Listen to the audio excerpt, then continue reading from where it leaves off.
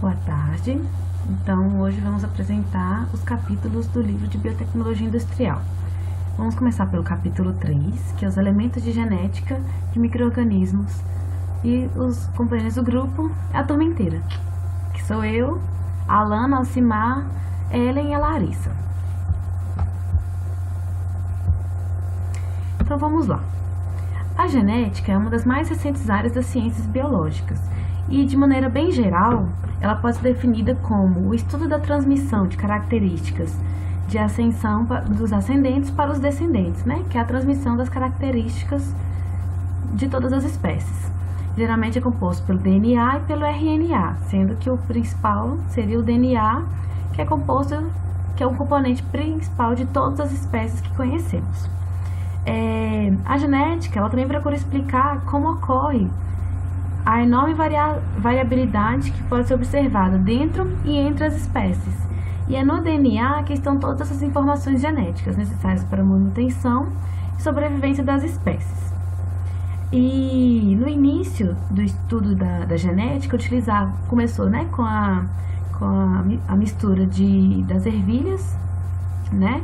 E a partir de então começou a utilizar plantas e animais para esses estudos. E é recente que tem assim, em torno de 40 a 60 anos que começaram a usar os micro-organismos. E a partir disso deu um novo boom para a ciência, porque os micro-organismos eles possuem qualidades ideais para esse tipo de estudo, porque ele possui um código de DNA mais simples, geralmente apenas uma fita. Eles se reproduzem muito rápido e as suas características, as mudanças de DNA podem ser observadas muito rápidas. E aí na genética microbiana são fundamentalmente estudados os mecanismos de mutação e recombinação que ocorrem nesses seres. Aí nós temos alguns tipos de mutações. Temos as mutações espontâneas. Essas mutações, elas ocorrem, são eventos raros, né? Deve se ressaltar. E ele acontece com diferentes frequências em diferentes genes. Então, assim, é muito raro a mesma mutação acontecendo pelo mesmo gene no mesmo lugar de uma espécie. Então, a variabilidade dessas mutações são muito grandes. Então, as mutações espontâneas, elas são quando tem algum erro durante a duplicação do DNA. E elas podem ser causadas por agentes mutagênicos, né? Por exemplo, como raios cósmicos, como a luz ultravioleta, ou então produtos químicos que também podem alterar o DNA. Essas mutações, quando são adicionados esses agentes mutagênicos, então proporciona as mutações induzidas, principalmente nos micro-organismos, né? Que é o principal ser utilizado na engenharia genética. Aí nós temos os principais tipos de mutantes utilizados. Nós temos os mutantes auxotróficos, né? Diz que uma espécie ou linhagem microbiana que originalmente cresce tanto em meio mínimo quanto em meio completo, pode apresentar mutantes que só crescem em meio completo e não mais no meio mínimo. Ou seja, esses mutantes eles perderam a capacidade de sintetizar algum componente do meio completo que não existe no meio mínimo. Aí existe toda uma nomenclatura específica para esses tipos de mutantes, porque é uma dos mutantes mais comuns que tem. Tem os mutantes que não utilizam certas fontes de nutrientes, né? Às vezes, dependendo do meio que é utilizado, por exemplo, um meio em que por exemplo, o nitrogênio é obtido apenas da amônia. Então, se esse micro-organismo ele não utiliza a amônia, possivelmente ele não vai crescer nesse meio. E o mesmo para carbono e para outros componentes também.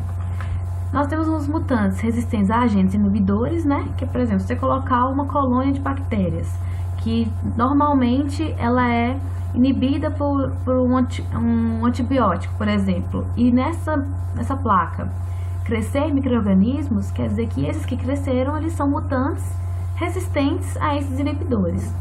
Nós temos também os mutantes morfológicos, né? Que aí tem as mudanças de cor, pele, né? Cílios. Pode apresentar modificação na coloração, no tamanho, no formato da colônia, se comparado com o tipo original. Em bactérias e fungos são mais comuns. Também temos os mutantes para produção de substâncias liberadas pelas células, né? Essa é uma área muito rentável para a engenharia genética, né? Que, por exemplo, a penicilina do fungo Penicillium, ele também é muito utilizado. Então eles tentam produzir mutantes que possam produzir muito mais substâncias, né? Ou então eles querem que produzam menos a substância. Então é um campo muito utilizado no melhoramento genético. Temos os mutantes para virulência e patogenicidade também, né? Porque tem muitos micro-organismos que causam doenças em seres humanos, animais, plantas, inclusive também em outros micro-organismos. Então, mutantes com eficiências variáveis ou mesmo incapazes de causar essas doenças também podem ser obtidos e também são interessantes para a engenharia genética. Os mutantes, também temos mutantes mais sensíveis a agentes inibidores, né?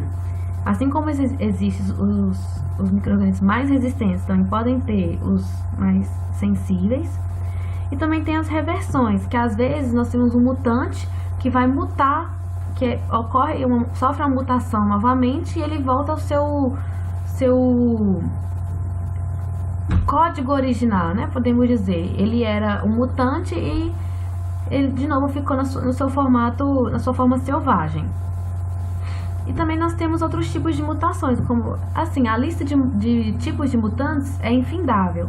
Nós temos mutações em locomoção, comportamento, alteração da síntese, entre outros.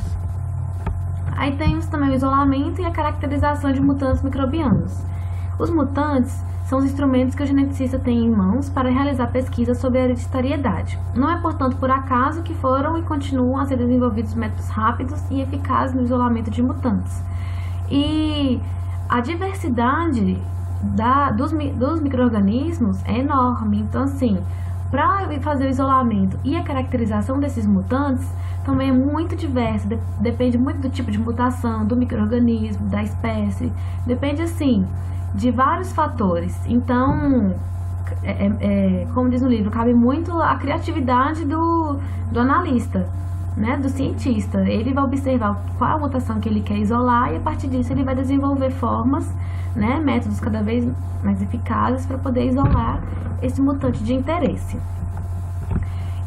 Nós temos também a recombinação em micro-organismos, que existindo mutantes apropriados em diferentes células ou indivíduos, eles podem ser combinados, né, de distintas maneiras para obter descendentes. Aí, esse mecanismo é chamado de recombinação. E a recombinação é praticamente essencial para que uma espécie possa existir como tal e produzir descendentes que sejam capazes de sobreviver às variações do ambiente. Existem diferentes tipos de recombinação de micro-organismos, né, como, por exemplo, a transformação, a conjugação e a transdução. Nesse caso, eu vou falar sobre a conjugação bacteriana. O primeiro experimento para a descoberta da conjugação bacteriana foi realizado pela Escherichia coli. Duas linhagens com deficiências nutricionais foram misturadas em um mesmo tubo de ensaio e dessa foi misturada, surgindo recombinantes que cresceram em um meio mínimo, sem os requisitos nutricionais necessários para o desenvolvimento das linhagens originais. Ou seja, antes eles não cresciam e depois passaram a crescer, depois dessa conjugação. Aí, a partir daí, foi observado que existiam células. As células resistentes, elas doaram, né, algo que pudesse conferir resistência às outras células que não tinham essa característica. Então, eles viram que existiam células doadoras, né, que foram chamadas de F+, ou masculinas, e as receptoras, ou então F-, né, que foram chamadas também de femininas. E verificou logo que essas células doadoras eram diferentes das células receptoras, por conter um elemento extracromossômico adicional, né, que é chamado do plasmídio F. Esse plasmídio é um código genético, porém ele é independente do código genético principal da bactéria. Então ele pode ser transferido, né? E não é todos os micro-organismos que tem. Geralmente as células receptoras não possuem esse plasmídio. E nesse caso, a célula receptora não recebe genes cromossômicos, mas apenas muda de sexo. Ou seja, esse plasmídio ele confere algumas características que algumas bactérias podem ter, outras não. Às vezes esse plasmídio ele pode ser duplicado e transferido, assim as duas células vão ter essa característica, ou às vezes o processo de transferência é mais rápido do que o tempo de que ele poderia se multiplicar. Então, ele é tipo assim, a grosso modo, uma bactéria transfere para a outra, assim, a receptora que não tinha essa característica passa a ter, e a que tinha a característica perde ela. Também a célula doadora pode mudar assim, né? A célula doadora muda do seu estado de F+ para F-. E aí o plasmídio, né, possui um tamanho bem menor que o cromossomo bacteriano, só que ele é capaz de conter genes suficientes para sua duplicação autônoma, além de possuir genes para a transferência de uma célula para outra. Aqui nós temos um fluxograma, né, mais ou menos, de como ocorre essa transferência, essa conjugação bacteriana. Essa célulazinha que tem esse pili, que é chamado às vezes pili sexual, é o F+, né, ou a célula masculina, e ela em contato com a célula receptora, ou a F- feminina, ocorre uma ponte, né, uma ligação entre elas. Nós temos aqui o plasmídio F, nesse caso ele foi duplicado, né, e transferido para a célula receptora. Assim, no final, nós temos duas células F+. A célula que não tinha essa característica original passa a ter, então as duas passaram a ser F+. E é isso. Os estágios da conjugação. Tem a formação de pares específicos, que ocorre entre células doadoras e células receptoras, raramente entre duas células doadoras, e a formação não é ao acaso. Envolve uma atração da célula masculina pela feminina. A formação de conexão celular é feita através do filo sexual, que é uma estrutura oca que serve para ligar duas bactérias, de modo a trocarem plasmídio. A mobilização e transferência do cromossomo do plasmídio F ou F', que apenas uma fita do DNA é transferida, seja do cromossomo do plasmídio, e a integração do material genético na célula receptora, que tem um pareamento de regiões homólogas da fita de DNA da célula doadora e cromossomo da célula receptora. Através do mecanismo de permutação, vai haver a formação de recombinantes que podem ser isolados em meios apropriados. A amplitude do processo de conjugação entre bactérias tem pequenas variações no mecanismo, que vai variar de acordo com a espécie, porém as características gerais da conjugação elas permanecem as mesmas. Tem 3 tipos de linhagens quanto ao sexo. NF, fertilidade normal, que tem o plasmídio integrado ao cromossomo. O F, que é ultrafertilidade, são desprovidos de plasmídio, mas cruzamentos do F e o F são férteis, mesmo que em baixas frequências. E a IF, que é a fertilidade inicial, que tem o plasmídio autônomo. A conjugação bacteriana ela é utilizada para mapeamento de genes nos cromossomos e construção de mapas genéticos. Além disso, ela permitiu o estudo sobre dominância e recessividade de genes em células haploides, que possibilitou o estudo de complementação entre genes mutantes, facilitando também a compreensão sobre regulação gênica. Além da conjugação bacteriana, tem a transformação em bactérias, que esse processo ele não requer um contato entre duas células, nem tipos de reação sexual distintos, o que não acontece na conjugação bacteriana. Além disso, ele é um mecanismo alternativo de sexo e que também produz recombinantes, ou seja, qualquer gênero ou espécie bacteriana, dependendo das suas condições de cultivo e certos componentes químicos adicionados ao meio, qualquer um desses gêneros ou espécies eles podem sofrer transformação. A transformação bacteriana, na natureza, ela deve ocorrer, antes de tudo, uma lise das células para deixar o DNA livre no meio. O DNA ele deve ter tamanho relativamente grande para que a transformação seja eficiente e deve ser infectado de fita dupla. E as células que vão receber devem estar em estado de aptidão para receber esse DNA. Esse estado de aptidão depende de diferentes fatores, como a existência de receptores específicos de DNA e fase de crescimento bacteriano, que produz modificações na membrana e no meio de cultura que podem propiciar um aumento ou diminuição da competência. As fases são a entrada do DNA exógeno na célula receptora, que assim é um processo bastante complexo e seus detalhes eles ainda não são bem conhecidos. A incorporação do DNA exógeno no cromossomo da célula receptora, O DNA que penetrou na célula receptora, ele vai se parear com a região homóloga do cromossomo da mesma e a formação de recombinantes. Nas próximas duplicações do DNA, o segmento que foi incorporado ao cromossomo ele também vai sofrer duplicação. Esse mecanismo de transformação ele é um ótimo sistema genético para o estudo da genética bacteriana, porque através dele pode combinar genes de diferentes linhagens em uma mesma, fazer mapeamento genético e construir mapas genéticos assim, bem detalhados. Além da transformação da conjugação, temos também a transição, que é considerado um refinamento do processo de transformação. E na transição, bactérias são modificadas em suas características genéticas por um DNA que é carregado de vírus que atacam bactérias. E tem 3 tipos de transição. Transição generalizada, que assim, de um modo geral, cada célula é modificada apenas para uma característica genética.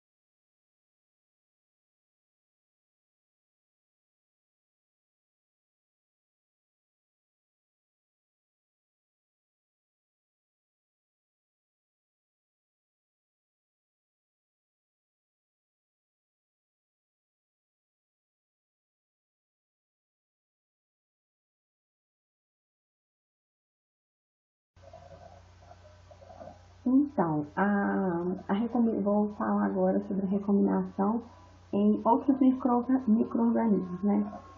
Como, por exemplo, o vírus. Dos vírus em si, o mais empregado é o bacteriófago. E ele é um processo mais simples, né? E tem grande importância em pesquisas, é um dos mais utilizados, né? No caso, acontece assim, primeiro tem infecção da molécula bacteriana com 2 ou mais linhagens mutantes de fagos, ocorre a síntese de DNA no interior das bactérias, que depois de algum tempo sofre livre e libera as partículas de fago. Dentre essas partículas, além dos tipos parentais, aparecem os recombinantes.